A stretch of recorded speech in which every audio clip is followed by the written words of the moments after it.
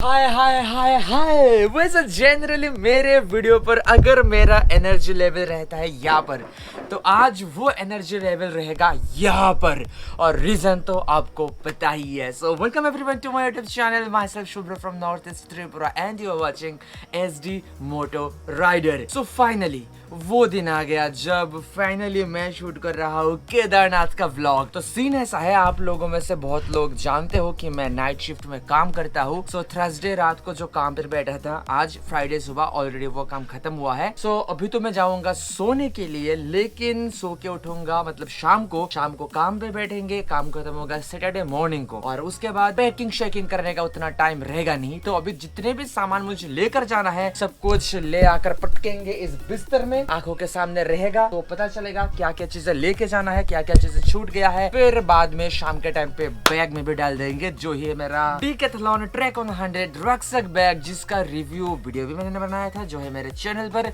और काफी अच्छे खासे व्यूज आए थे उस पर, तो देख सकते हो वो वीडियो भी आप। चलो हम करते हैं अभी पैकिंग शेकिंग।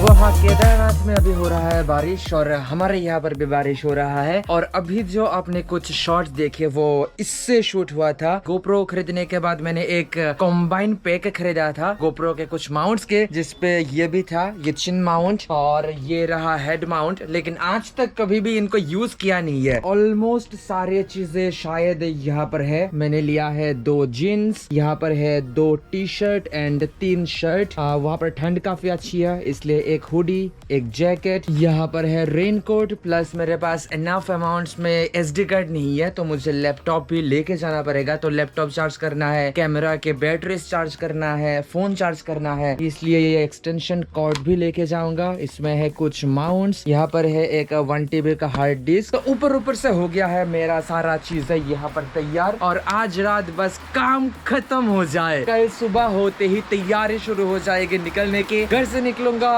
11 या 12 बजे के आसपास।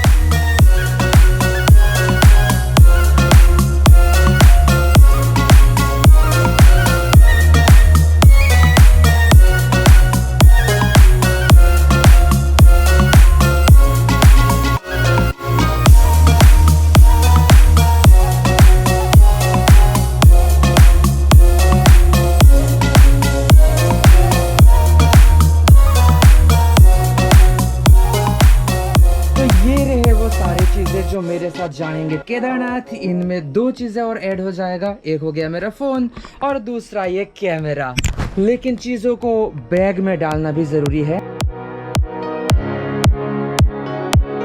रात के अभी फिलहाल बज रहे हैं 2 और हमने लिया है एक छोटा सा चाय ब्रेक। और मैं एक्चुअली शाम को चेक कर रहा था कि अभी मतलब बारिश वगैरह हो रहा है चारों तरफ, तो क्या वेदर रिपोर्ट है केदारनाथ की।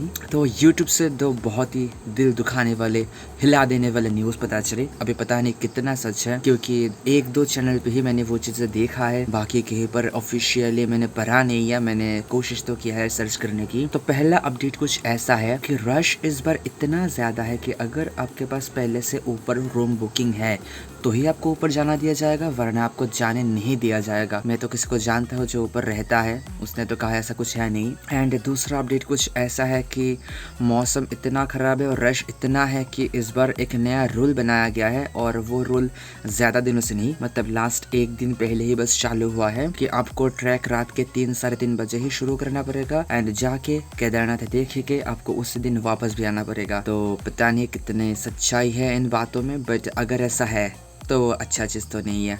बाकी भरोसा है अपने भोलेनाथ पर, वो निराश तो नहीं करेंगे। गुड मॉर्निंग फ्रॉम त्रिपुरा, और यही चीज कल तक चेंज हो जाएगा। गुड मॉर्निंग फ्रॉम उत्तराखंड में। फिलहाल अभी टाइम है 6:41 इन द मॉर्निंग। काम मेरा खत्म हुआ, लैपटॉप को बंद किया, और अभी कुछ छोटे मोटे चीजें हैं जो मैं पहले ही चाहता तो करके रख सकता था, लेकिन मैंने नहीं किया। फॉर एग्जाम्पल नाखून काटना, शू साफ करना। अगर ये चीजें मैंने पहले कर लिया होता तो अभी से लेकर दोपहर 12 बजे तक का जो टाइम है वो थम सा जाता, वो गुजरता ही नहीं। तो वो चीजें अभी करना है।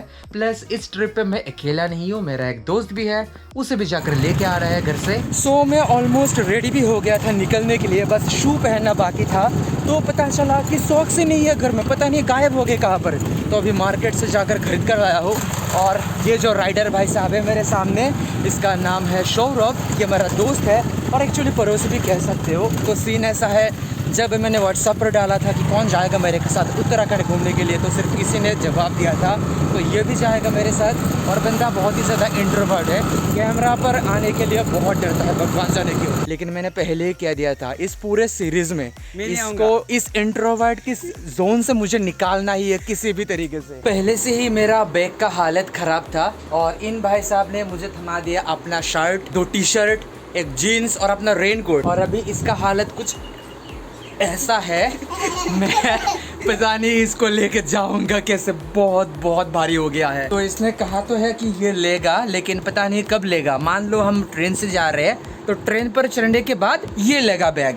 मान लो हम फ्लाइट से जा रहे हैं, फ्लाइट पे चढ़ने के बाद ये लेगा बैग, बाकी टाइम मुझे कैरी करना पड़ेगा। तो इस तरीके से ये भाई साहब मुझे हेल्प करेंगे इस बैग को कैरी करने में, क्योंकि इस पर इनका भी सामान है। सो फाइनली इंतजार का घड़ी होता है खत्म और निकल गया हूँ उत्तराखंड के लिए। वैसे फ्लाइट हमारा है 5:15 पर और अभी टाइम हो रहा है 11:43। तो थोड़ा टाइम हाथ पर लेकर ही हम लोग निकल रहे हैं, क्योंकि हमको 3 बार कार चेंज करना पड़ेगा। पहले यहाँ से खुआई, फिर खुआई से आगरतला, फिर आगरतला से एयरपोर्ट। और जो रोड है खुआई से लेके आगरतला तक, वहाँ पर बहुत बार पेड़ गिरने की वजह से, बहुत बार इलेक्ट्रिक वायर टूटने की वजह से रोड बंद रहता है। तो थोड़ा सा टाइम हाथ पर लेके निकलना ही बेहतर होता है। और पूरी रात में सोया नहीं हूँ, उस वजह से मेरे आंखों में शायद आपको नींद दिख रहा होगा, लेकिन मेरे बातों पर और मेरे चेहरे पर एक्साइटमेंट उससे भी ज्यादा रहेगा।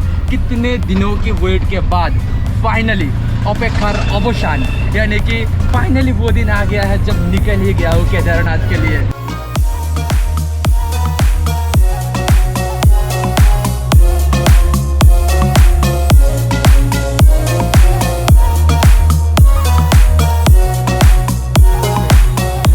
बाहर कहीं अगर आप घूमने जाओगे तो सेफ्टी का भी थोड़ा ध्यान रखना होता है। तो कहीं हमारा यहाँ का मोशन पेट का लूज ना हो जाए, तो उस मोशन की स्पीड को लूज करने के लिए दवाई लेना था, अभी वो ले लिया है। फिलहाल देखना पड़ेगा कार के लिए।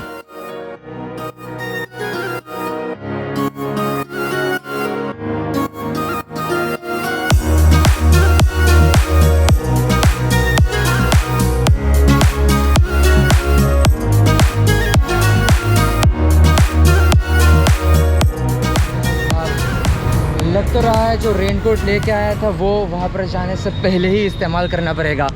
मौसम का हालत फ़िलहाल बहुत ही ख़राब है और अभी बैग का थोड़ा सा अदला बदली हुआ है। यहाँ पर एयरपोर्ट का ऑटो यहीं से मिलेगा, उसके लिए वेट करना पड़ेगा। तो ये भाई साहब बता रहे थे कि ये मेरा बैग कैरी करेंगे, लेकिन 2 मिनट में ही कह रहे हैं कि प्रॉब्लम हो रहा है। दे दो दे दो दे दो, खोल के दे दो, मैं समझ गया तुम कितना लोगे। उतारो। हाँ, हाथ में टाइम हम लोग लेके चल रहे थे, क्योंकि हो सकता है बहुत जगह पर लेट हो जाए कार मिलने पे, लेकिन कहीं पर भी उतना ज़्यादा लेट हुआ नहीं। बस से उतरने के बाद तुरंत ही ऑटो मिल गया।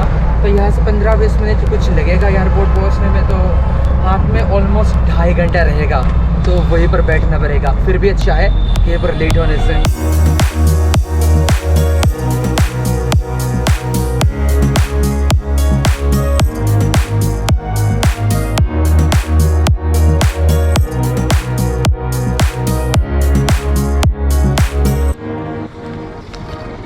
কত দাদা? 40 টাকা। भाई साहब एयरपोर्ट में घुसते ही बारिश आ गया, लेकिन उतना ज़्यादा नहीं, 2-3 बूंद धीरे धीरे गिर रहा है। टाइम अभी हो रहा है 2:48 और पहुंच गए हैं एयरपोर्ट पे। हमारा फ्लाइट है 5 बजे, यानी कि 5 नहीं 5:30 बजे, यानी कि हमारे पास काफ़ी अच्छा खासा टाइम है। तो अभी यहाँ पर बैठ के आराम से वेब चेक इन करके 1-1.5 घंटा पहले अंदर जाऊँगा। और फिलहाल आने के बाद कुछ फोटोग्राफ्स लेना तो बनता है इंस्टाग्राम के लिए, वो भी हो चुका है। और इनकेस आप मुझे इंस्टाग्राम पर फॉलो नहीं करते हो तो वहाँ पर भी फॉलो कर सकते हो, थोड़े ज़्यादा चीज़ें देखने के लिए। जो यूट्यूब पर नहीं आएगा वो तो इंस्टाग्राम पे ही डालते हैं, तो फॉलो ज़रूर कर लेना।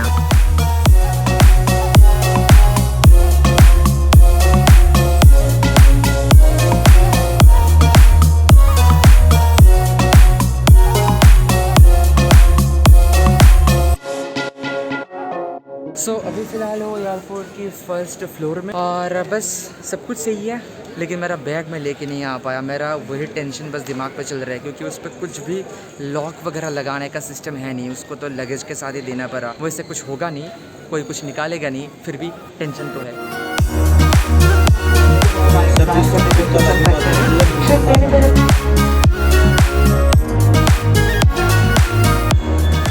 चलो भाई साहब पहुंच गए दिल्ली, ले लिया है बैग। अभी बाहर चल के पहले पेट में कुछ डालना पड़ेगा। सुबह 8 बजे खा कर निकला था मैं भी और ये भी, उसके बाद तो कुछ गया ही नहीं पेट में। सो दिल्ली एयरपोर्ट से निकल कर रेलवे स्टेशन के लिए हम दोनों ने एक शेयर्ड कैब कर लिया है। चाहते तो मेट्रो भी कर सकते थे, लेकिन अभी मेट्रो स्टेशन पे जाकर फिर वहाँ से स्टेशन पे जाना पता नहीं कितना टाइम लगता, क्योंकि 2 ट्रेन है और एक ट्रेन है 11:15 बजे और हमारा कोशिश रहेगा उसी को पकड़ने की। और ओला उबर से थोड़ा सा कम प्राइस में ही मिला तो उतना सोचा भी नहीं। फिलहाल हमारे भैया जी गए हैं पार्किंग लगाने के लिए, इसके बाद निकलेंगे यहाँ से, आधा घंटा कुछ लगेगा।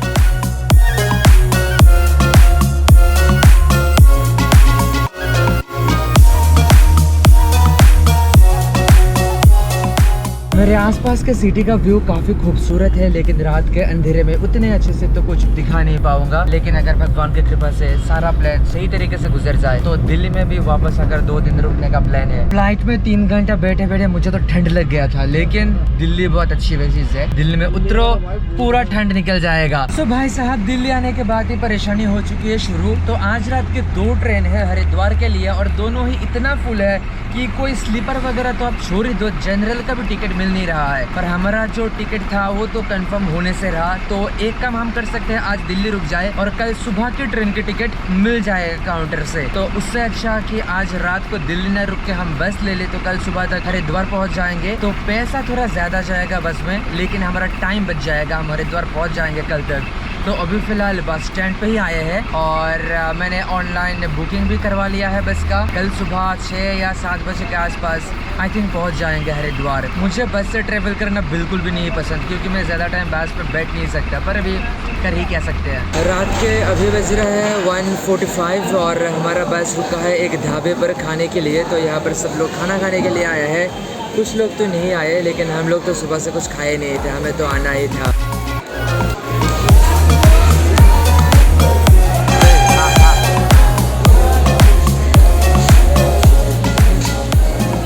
सो टाइम अभी हो रहा है 4:18 और हम लोग जस्ट आके उतरे हरिद्वार उत्तराखंड में, और उत्तराखंड में आपका स्वागत है। तो कल रात हम लोग रुके थे एक ढाबे पर खाने के लिए और इतना बकवास खाना मैंने तो अपने ज़िंदगी में कभी नहीं खाया। तो सीन ऐसा है, वो खाना शायद बहुत ही अच्छा था, लोग तो मज़े से खा रहे थे, लेकिन हमारे टेस्ट के हिसाब से बहुत ही बेकार था। तो वो बकवास खाने के बाद मैं चढ़ा बस पर और ऐसा सो गया कि अभी जस्ट हरिद्वार हरिद्वार चिल्लाना सुन के ही नींद टूटा है। हरकीपौड़ी यहाँ से 1.5 किलोमीटर दूर है, तो यहाँ से बस 5-6 मिनट लगेगा। कोई ऑटो वगैरह लिया नहीं है, चल के ही चले जाएंगे। ठंडा ठंडा सा हवा भी चल रहा है, मज़ा आ रहा है चलने में। और पहला 2 काम है, एक काम है कोई एक होटल देख कर ये बैग वगैरह रखना है, दूसरा है एक बाइक रेंट करना है ऋषिकेश के लिए। और ये था हमारा पहला दिन, कैसे हम लोग हरिद्वार में पहुँचे। बाकी आगे का वीडियो नेक्स्ट ब्लॉग में दिखाऊंगा। अभी के लिए इतना ही, बाकी सब कुछ देखने के लिए